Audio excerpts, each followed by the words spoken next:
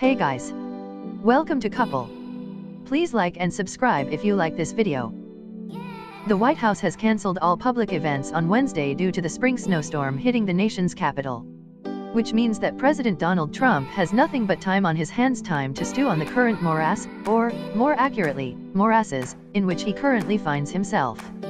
Consider, on Tuesday alone, 3 civil lawsuits brought against Trump by women with whom he allegedly carried on relationships or groped were in the news. Porn star Stormy Daniels' lawyer released a still photo and the results of a 2011 polygraph test in which she is judged to be telling the truth about engaging in vaginal sex with Trump. Former Playmate Karen McDougal sued the company that owns the National Enquirer for the right to be allowed out of her non-disclosure agreement regarding her alleged relationship with Trump.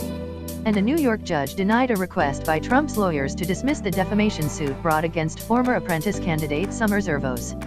A phone call between Trump and Russian President Vladimir Putin on Tuesday almost immediately leaked, with the Washington Post reporting that Trump had ignored talking points from his national security team to avoid congratulating Putin for his re-election win.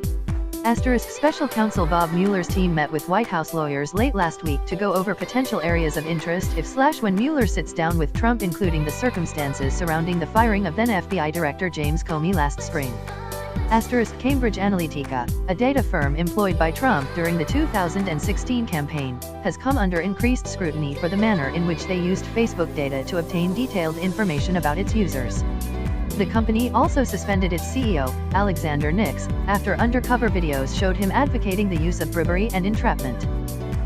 Trump's legal team appears to be in a state of flux, having added conservative cable TV favorite Joe DiGenova to the team and attempting, unsuccessfully, to bring on former Solicitor General Ted Olson as well.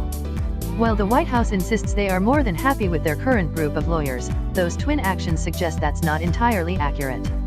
That would be a lot for a White House to deal with in a year. The Trump White House had dealt with it all in just the last week. Adding to that toxic mix is the fact that all of the reporting coming out of the White House since the firing of Secretary of State Rex Tillerson 8 days ago suggests that Trump feels as though he is coming into his own as president, a sentiment that has him more confident in trusting his gut and ignoring the advice of so-called experts when it comes to decisions big and small that come to his desk. And never forget that we have ample evidence that Trump is hugely mercurial, prone to fits of rage, frustration, and lashing out. And that he is at his angriest when he feels as though media coverage of his administration is unfairly negative. We have all of those factors at the present moment. Not to mention the fact that the president suddenly has lots of time on his hands Wednesday thanks to the snow. Now, Trump is someone who values chaos and even seems to revel in it. He has said publicly and privately that he believes that out of conflict and drama comes good ideas and progress.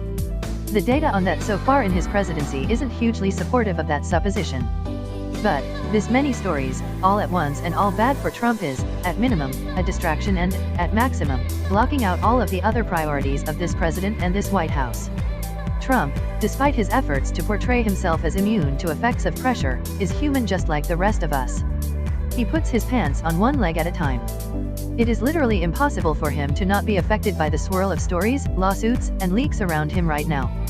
The White House is always a pressure cooker for any president. But, rarely does a president operate under as much constant pressure as Trump has in his first 14 months in office. And there's little question that the events of the past week have turned the pressure up to brain-busting proportions. What happens when the pressure gets too much to handle?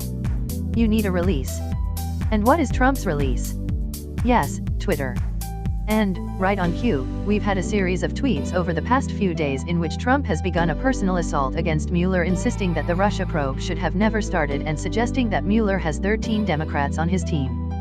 He doesn't. I've written before that the assault on Mueller is likely to only get worse. I'd expand that outward, Trump's lashing out at any and all of his perceived enemies is likely only to get worse.